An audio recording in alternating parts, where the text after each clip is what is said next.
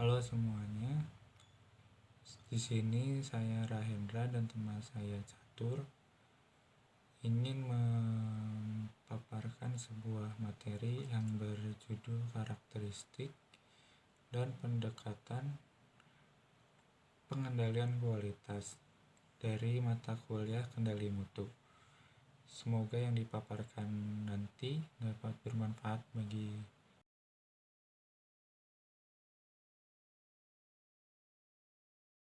Nah, yang pertama yang terdapat performansi kualitas di dalamnya berupa definisi dan dasar-dasar pengendalian mutu terpadu. Apa itu pengendalian mutu terpadu? Pengendalian mutu terpadu yaitu atau disingkat dengan PMT atau yang lebih dikenal dengan Total Quality Control adalah konsep pendekatan manajer ala Jepang yang dikembangkan berasal dari Amerika Serikat dan disesuaikan dengan kultur budaya masyarakat Jepang. Ada beberapa definisi TQC atau PMT yang banyak digunakan diantaranya yaitu definisi TQC PMT dari Jepang, dari Amerika, dan dari Indonesia. Yang pertama dari Jepang yaitu menyatakan sistem yang efektif untuk mengintegrasikan kegiatan pengembangan kualitas, perawatan kualitas, dan peningkatan kualitas dari kelompok-kelompok organisasi sehingga tercapai kepuasan pelanggan sepenuhnya. Tersedia barang dan jasa pada tingkat yang ekonomis. Kemudian yang kedua yaitu dari Amerika. Definisi TQC PMT dari Amerika menyatakan bahwa sistem manajemen dengan mengikut sertakan seluruh karyawan dari semua anggotanya, dari seluruh anggotanya dengan penerapan konsep pengendalian kualitas dan metode statistika untuk mendapatkan kepuasan. Dari pengertian kedua negara tersebut mulai dari Amerika dan Jepang,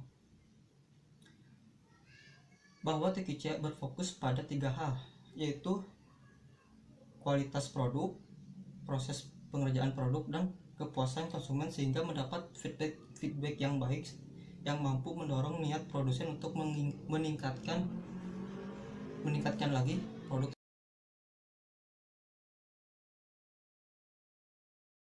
Yang ketiga yaitu prinsip atau definisi TQC dari Indonesia berdasarkan 3 pendekatan, yaitu pendekatan metodologi, pendekatan bisnis atau tujuan perusahaan. Yang ketiga itu pendekatan kultur budaya. Untuk pendekatan metodologi, apa itu pendekatan metodologi? Yaitu pendekatan metodologi yang menjelaskan bahwa dengan cara yang teratur atau sesuai prosedur mengerjakan pengerjaannya, maka produk akan berkualitas baik. Yang kedua yaitu pendekatan bisnis atau tujuan perusahaan yang menitik beratkan kepada urusan bisnis di mana produk tersebut dikatakan baik jika dari proses penjualan mendapatkan keuntungan yang banyak dan sesuai dengan target yang disesuaikan dengan perusahaan. Yang ketiga yaitu yang terakhir yaitu pendekatan kultur budayanya yang menjelaskan bahwa produk yang diproduksi harus sesuai atau setidaknya bersangkutan dengan budaya di mana produk itu.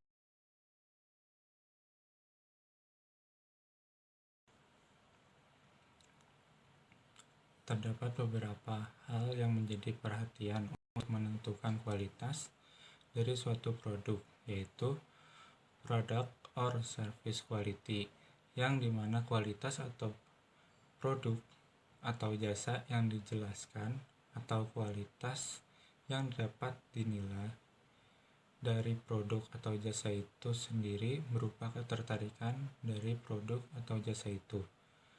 Lalu proses quality, yang dimana kualitas itu diperoleh dari cara perusahaan itu memproduksinya. Biasanya perusahaan itu menjelaskan dengan cara mengiklankan atau menampilkan proses pembuatan produk itu atau proses pelayanan jasa. Lalu ada cost price, yang merupakan kualitas yang didapat dari harga produk tersebut. Biasanya beredar kalimat bahwa harga menentukan kualitas, dan after sales, di mana kualitas yang didapat dari pendapat sang konsumen itu yang membeli produk, yang biasanya mempengaruhi maintenance produk itu, apakah akan ditingkatkan atau dikurangkan jumlah produksinya. Lalu ada safety, yang lebih dapat dikatakan bahwa kualitas produk tersebut terlihat dari orang-orang yang terlibat dalam proses produksi itu. Apakah orang-orang tersebut mampu meningkatkan standar produk tersebut atau tidak. Lalu yang terakhir adalah accounting, di mana segala proses keuangan mulai dari nol hingga ke tangan konsumen. Hal ini biasanya dipengaruhi oleh semua cara penentuan kualitas sebelumnya. Apakah semua yang dilakukan untuk menciptakan produk tersebut dapat dikatakan untung atau tidak dari segi finansial perusahaan yang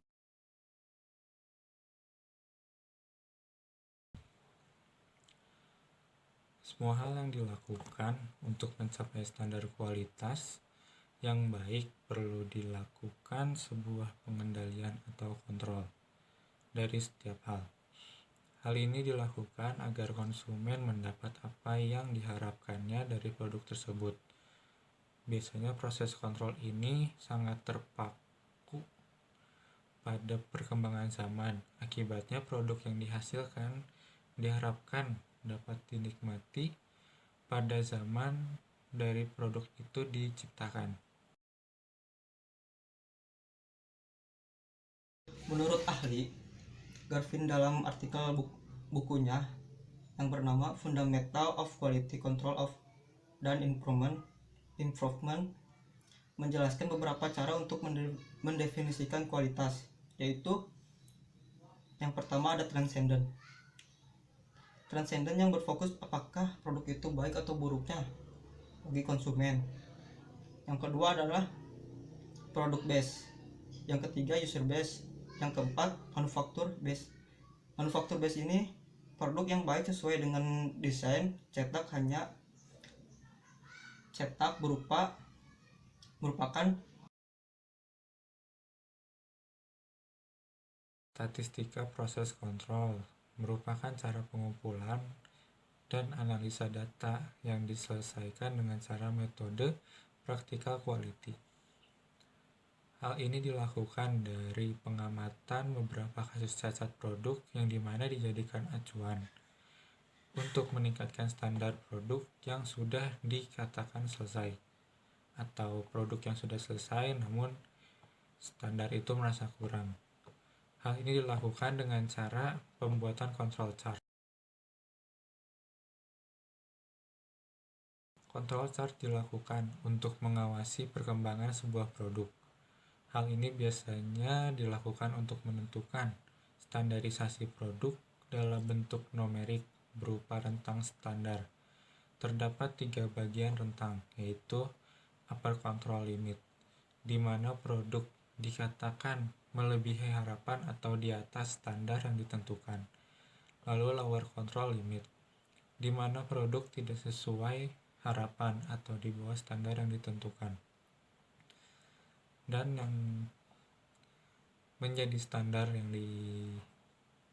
menjadi acuan sebuah produk itu yaitu center line, yang dimana produk yang dihasilkan sesuai dengan standar yang telah ditentukan oleh perusahaan itu.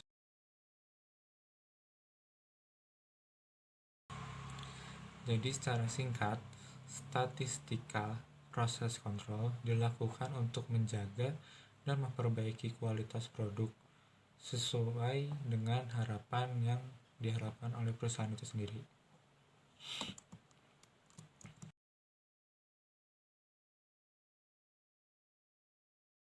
Dalam prosesnya, pemeriksaan atau inspeksi perlu diperhatikan. Terdapat beberapa hal yang penting, yaitu fungsi inspeksi, penjumlahan inspeksi, dan waktu dan tempat inspeksi. Fungsi inspeksi menjelaskan berapa jumlah produk yang dihasilkan dalam rentang waktu yang telah ditentukan dan berapa banyak produk yang telah didistribusikan, termasuk kapan dan di mana barang itu didistribusikan. Lalu ada penjumlahan inspeksi, dimaksudkan pada biaya berapa biaya yang dikeluarkan untuk pelaksanaan inspeksi, biaya dari produk yang cacat, biaya produk yang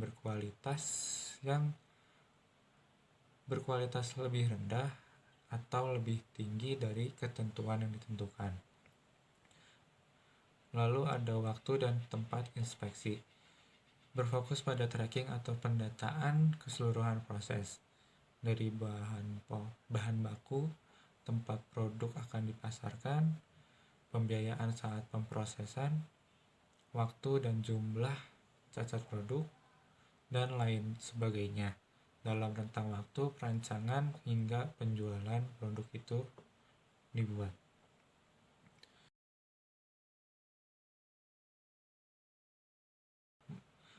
Kualitas yang baik menurut masyarakat umum berpaku pada harga yang menentukan kualitas, di mana semakin tinggi harga barang yang dijual, maka semakin baik juga kualitas barang itu.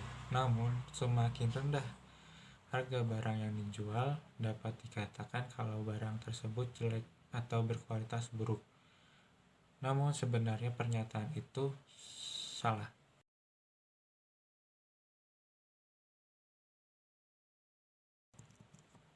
Menurut Iman Mulyana, harga yang ada di pasaran telah dikalkulasi sedemikian rupa sehingga tepat dengan kantong para calon konsumen nantinya.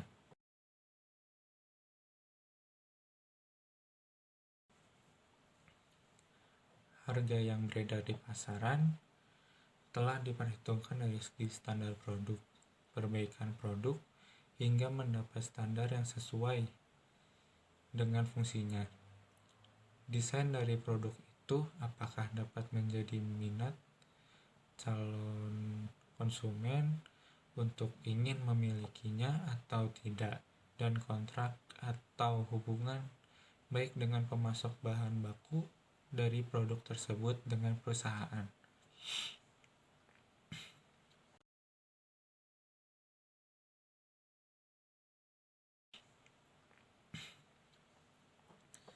Saat akan menentukan kualitas dari produk yang ingin diciptakan, maka dibutuhkan orang-orang yang mampu mewujudkannya.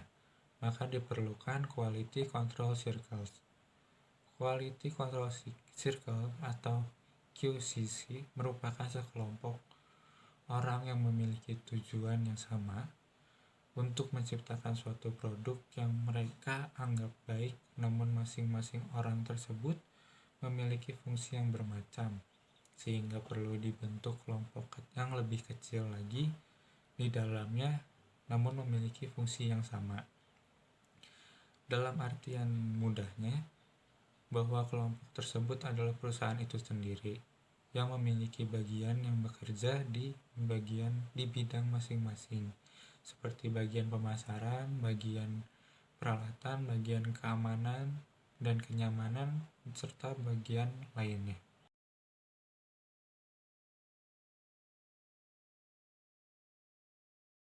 Kemudian, untuk menghubungkan bagian-bagian kecil dari QCC diperlukan komponen per 1 agar dapat menciptakan keseimbangan dalam prosesnya nanti.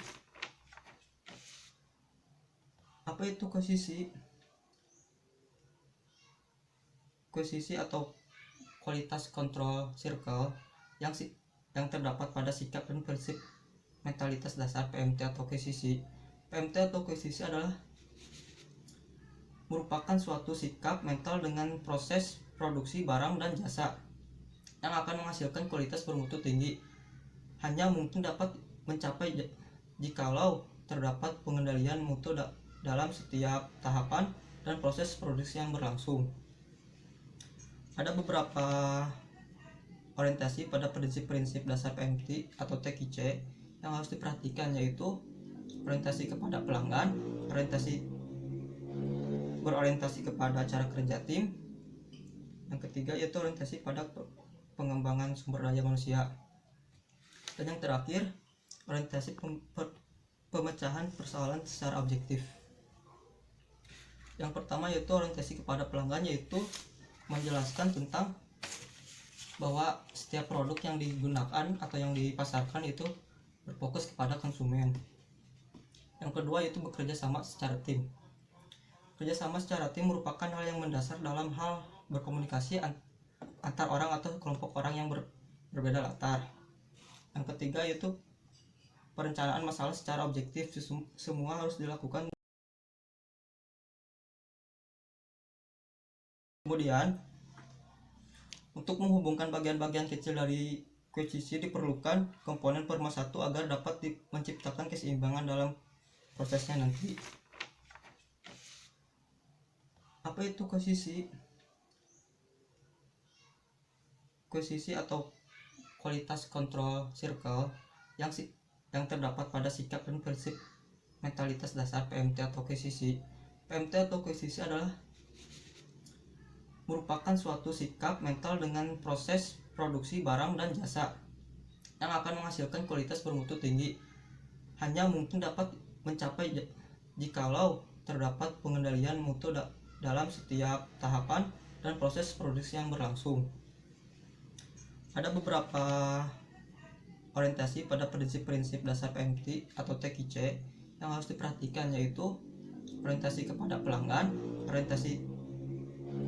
berorientasi kepada cara kerja tim. Yang ketiga yaitu orientasi pada pengembangan sumber daya manusia. Dan yang terakhir, orientasi pemecahan persoalan secara objektif. Yang pertama yaitu orientasi kepada pelanggan, yaitu menjelaskan tentang bahwa setiap produk yang digunakan atau yang dipasarkan itu berfokus kepada konsumen. Yang kedua yaitu bekerja sama secara tim. Kerjasama secara tim merupakan hal yang mendasar dalam hal berkomunikasi antar orang atau kelompok orang yang berbeda latar. Yang ketiga yaitu perencanaan masalah secara objektif. Semua harus dilakukan sesuai.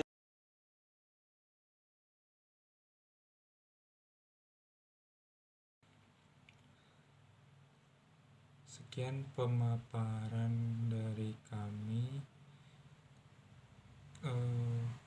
Maaf jika ada salah kata atau dari